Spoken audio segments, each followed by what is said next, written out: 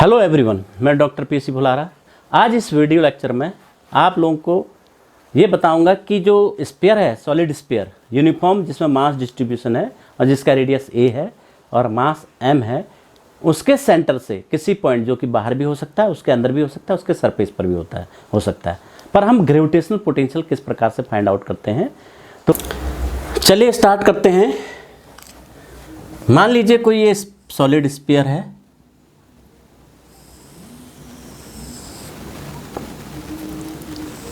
इसके सेंटर से बाहर कोई पॉइंट P है कि डिस्टेंस कितनी है, R है। सेंटर से हमने जो P बाहर पॉइंट है, यह कहाँ पर निकालना हमने, at a point outside the spherical shell, outside the sphere, outside the sphere.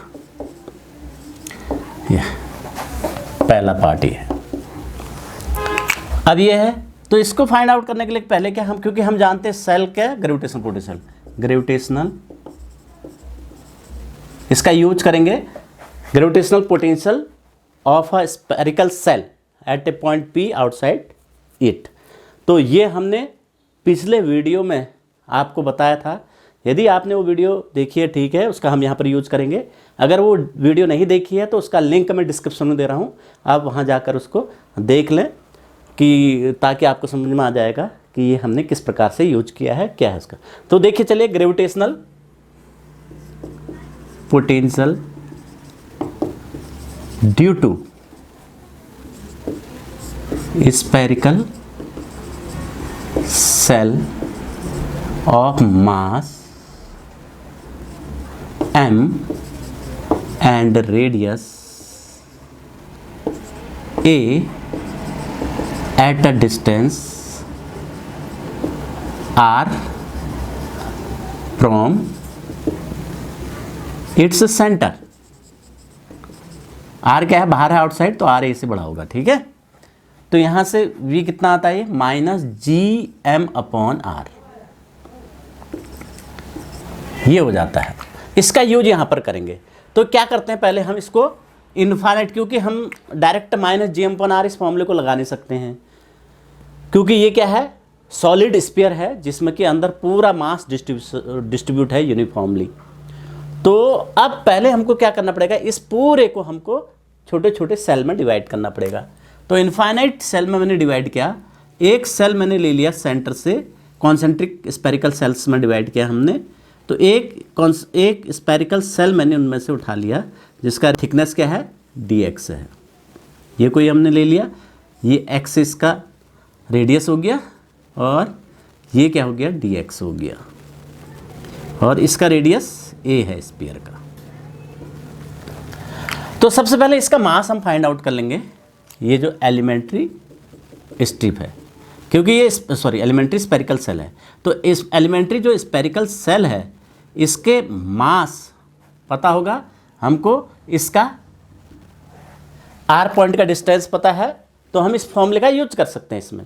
तो हमें r तो पता है, इसके सेंटर से r डिस्टेंस पर पॉइंट P है इसके, क्योंकि कॉन्सेंट्रिक है, तो कॉन्सेंट्रिक है, तो इसकी जो P पॉइंट की डिस्टेंस भी इसके सेंटर से भी वही होगी r तो हमें पता है। m इसका मालूम नहीं है, m हमें इसका पता है, बड़े वाले का, इसका रेडियस a है। तो हम डेंसिटी निकाल लेते हैं, पहले डेंसिटी निकाल के इसका वॉल्यूम फाइंड आउट करेंगे और फिर वॉल्यूम से मल्टीप्लाइड कर देंगे, तो फिर हमारे पास क्या आ जाएगा, मास आ जाएगा। तो पहले डेंसिटी फाइंड कर लेते हैं। Density of solid sphere, density कितनी हो जाएगी सॉलिड स्फीयर की, मास अपॉन वॉल्यूम, पाई a³ हो गया, a इसका रेडियस है बड़े स्फीयर का, पूरे स्फीयर का, तो ये 3m/4 पाई a³ ये आ गया, ये डेंसिटी आ गया। अब इसका वॉल्यूम अगर पता चल जाए मुझे, तो इस डेंसिटी से मल्टीप्लाइड करूंगा तो इसका मास आ जाएगा। तो पहले वॉल्यूम फाइंड आउट कर लेते हैं इसका। Volume of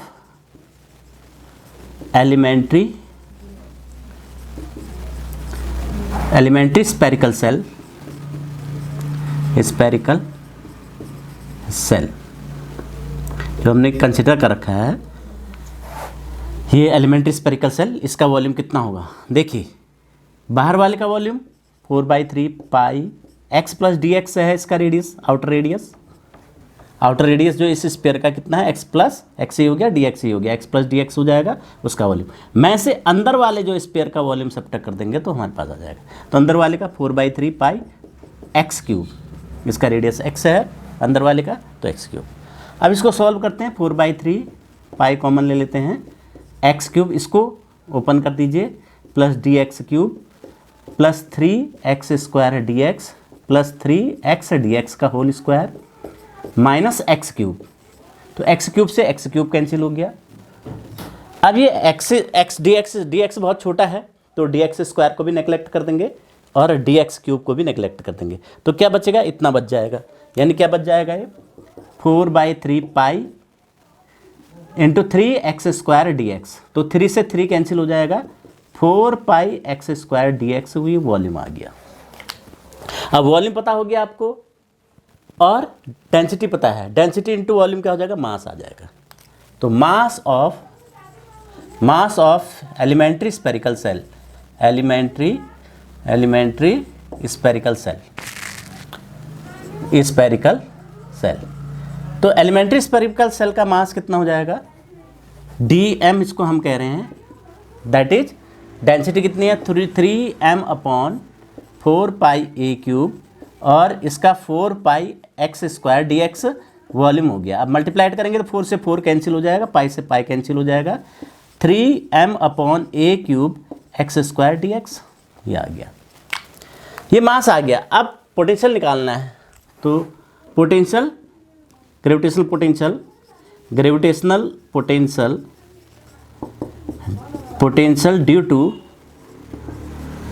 due to elementary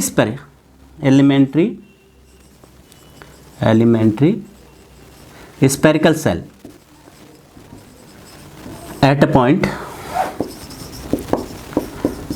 P। तो कितना हो जाएगा, dV equal to minus G, इसका मास dm है, dm की जगह ये रख देंगे, अपॉन r सेम है, तो 3m/a³ x² dx। और अब ये तो ये आ गया हमारे पास। अब हम पूरे के कारण निकालना चाहते हैं, तो क्या करेंगे, इसको इंटीग्रेट कर देंगे हम, कहाँ से कहाँ तक, x की सेंटर 0 और a तक। तो gravitational potential due to whole solid sphere at point P। तो V इक्वल टू कितना हो जाएगा, माइनस, देखो ये कांस्टेंट 3gm/a³ r, ये सब कॉमन आ जाएगा, कांस्टेंट है।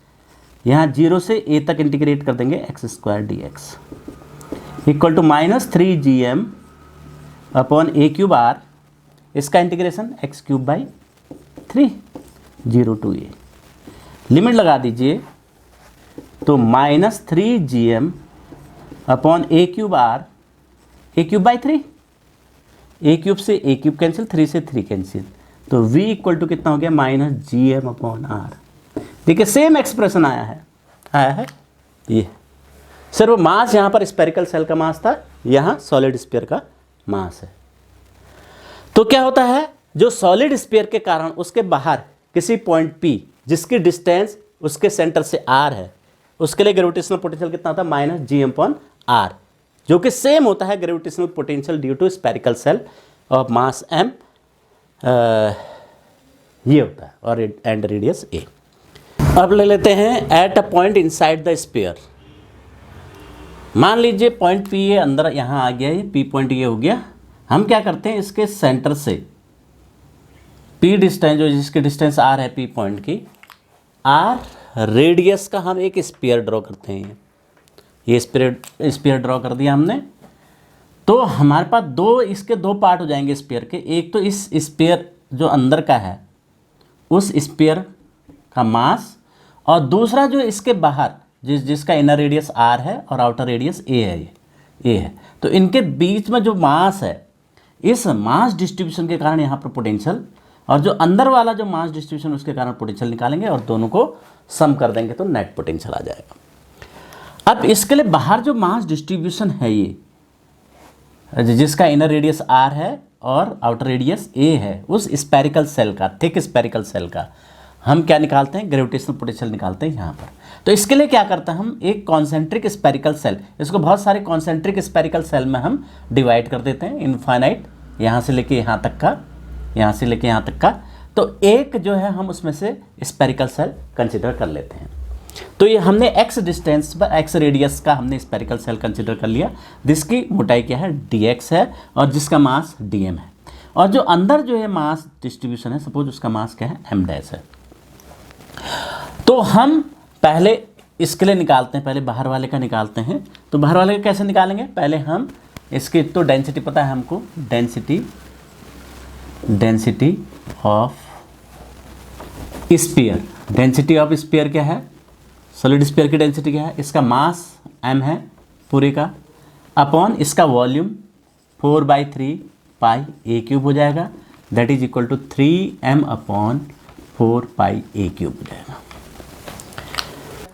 अब इसका जो है, इसका वॉल्यूम हम फाइंड आउट कर लेंगे एलिमेंट्री स्पेरिकल सेल का, volume of elementary spherical shell.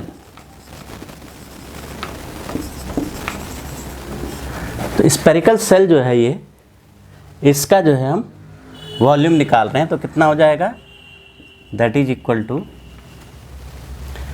इसका अंदर का रेडियस x है और इसके बाहर का radius x plus d x है, इस एलिमेंट्री स्पेरिकल सेल का। तो क्या कितना हो जाएगा, 4/3 पाई x प्लस डी एक्स का होल क्यूब माइनस 4/3 पाई x क्यूब।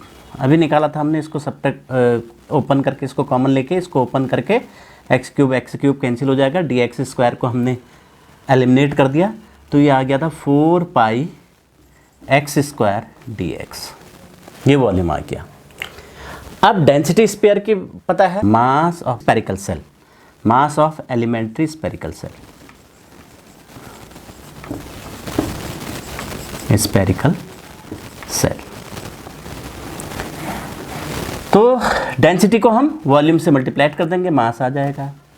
तो स्पेरिकल सेल डीएम कितना हो गया, डेंसिटी कितनी है, 3m upon 4 pi a cube, और वॉल्यूम कितना हो गया, 4 pi x square d x. तो 4 पाई से 4 पाई कैंसिल हो जाएगा, 3m upon a cube x square d x हो गया। अब dm आ गया। अब हम जानते हैं किसी स्पेरिकल सेल के कारण उसके अंदर किसी पॉइंट पर ग्रेविटेशनल पोटेंशियल कितना होता है। हम जानते हैं ग्रेविटेशनल पोटेंशियल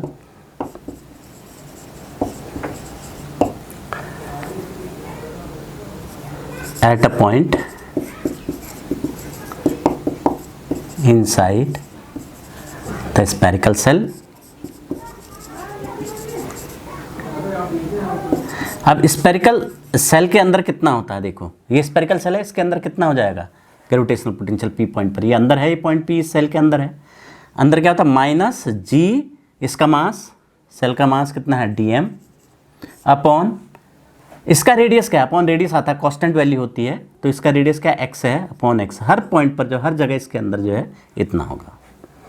अब dm की वैल्यू यहाँ रख देंगे, तो minus g upon x 3m upon a cube x square d x. Inside this elementary spherical shell कह दीजिए, elementary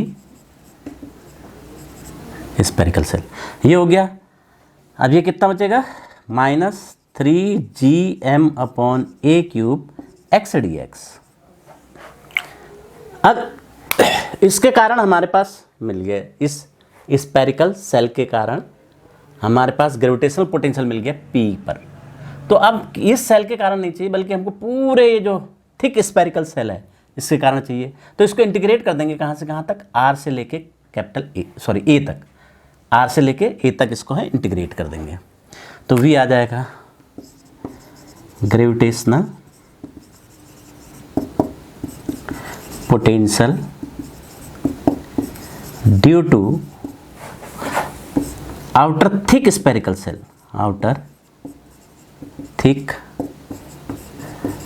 spherical cell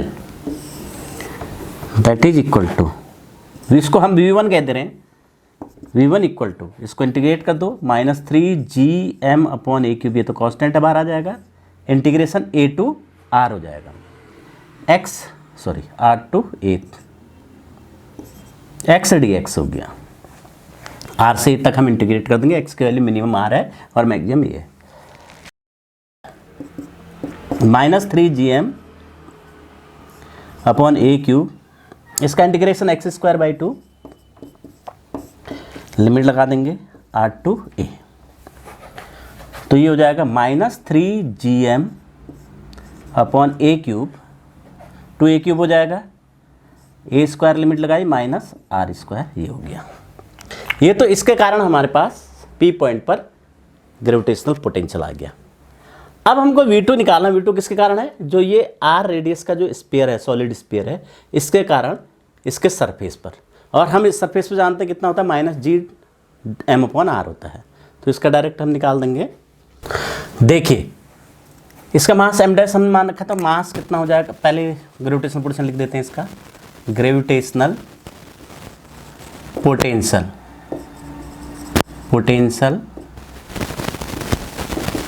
eight a point P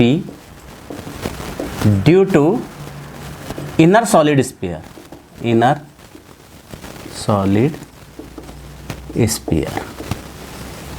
तो इनर सॉलिड स्फीयर के कारण कितना हो जाएगा, that is equal to -g, उसके surface पर at a point P surface पर है, तो -g इसका मास m डैश अपॉन इसका रेडियस कितना है इसका r, ये हो जाएगा। अब इसका m डैश चाहिए मुझे, इसका मास क्या, इसका वॉल्यूम हमें पता है, volume of inner solid sphere कितना है, वॉल्यूम 4/3 पाई r³, ये हो गया।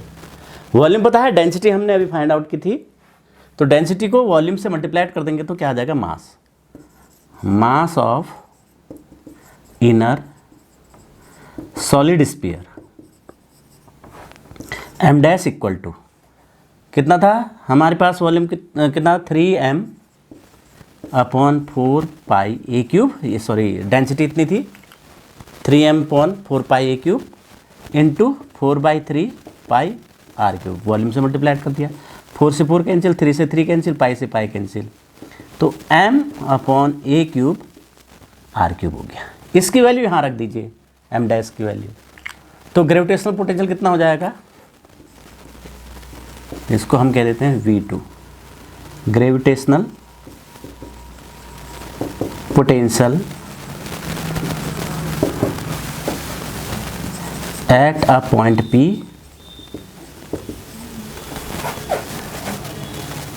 Due to inner solid sphere,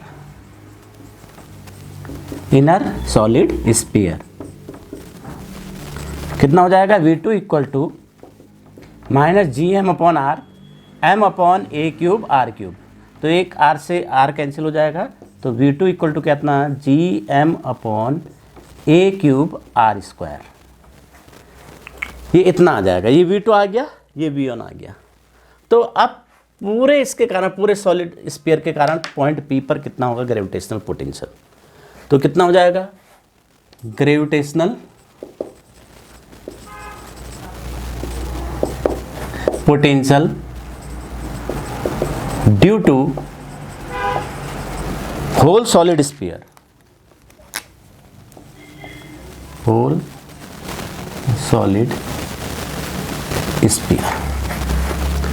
तो इसके कारण कितना हो जाएगा, V equal to V1 plus V2। अब V रख देते हैं, V1 और V2 की वैल्यू यहाँ पर फाइंड करके हमने, तो ये हो गया, that is equal to -3gm upon 2a³ a² -r² plus -3gm sorry gm upon a cube r square. अब इसमें से कॉमन ले लो, minus gm upon 2a³ common ले लेता हूं, तो क्या बचेगा 3a² माइनस 3r²। ये 3 बचे, gm अपॉन 2a³ बाहर आ गया, माइनस भी बाहर आ गया इसका, ये बचा क्या 3 बच गया, यहाँ से a² माइनस r², ये बच गया। यहाँ से gm अपॉन a³ कॉमन आया, माइनस आ गया तो प्लस हो गया, 2 अपॉन 2 कॉमन आया तो 2r² हो जाएगा, ये हो गया। तो ये कितना बन जाएगा, minus gm upon 2a³ 3a² minus r²। ये इतना ग्रेविटेशनल पोटेंशियल होता है किसी भी सॉलिड स्फीयर के कारण उसके अंदर किसी पॉइंट P सेंटर से r डिस्टेंस पर। अब सेंटर पर देखते हैं, सेंटर के लिए क्या हो जाएगा, r इक्वल टू 0, यहाँ पर 0 हो जाएगा सेंटर के लिए। r इक्वल टू 0 रख देंगे तो v कितना हो जाएगा, minus gm upon 2a³ into 3a²। तो a कैंसिल हो जाएगा तो v कितना हो जाएगा, माइनस gm अपॉन 2a, 3 भी आएगा, 3gm अपॉन 2a, ये कितना हो जाएगा, सेंटर पर हो जाएगा। तो ये सेंटर पर gravitational potential whole solid sphere के कारण जिस पर मास यूनिफॉर्मली डिस्ट्रीब्यूटेड है कितना होगा, माइनस 3gm अपॉन 2a। अब हम वेरिएशन देखते हैं v का r के साथ। देखिए ये ओरिजिन हो गया, ये r एक्सिस हो गई डिस्टेंस वाली, ये हमने v ले लिया, ऊपर v की पॉजिटिव, ये v की नेगेटिव। तो यहाँ पर सेंटर पर कितना होगा, माइनस 3gm अपॉन 2a, ये वैल्यू हो जाएगी। इसके बाद वैल्यू गिरेगी, देखो ये r बढ़ता जाएगा, ये छोटा होता जाएगा, तो ये इसकी वैल्यू गिरते गिरते गिरते r इक्वल टू a पर क्या हो जाएगी, देखो r equal to a 2a² 2a minus gm upon a हो जाएगी।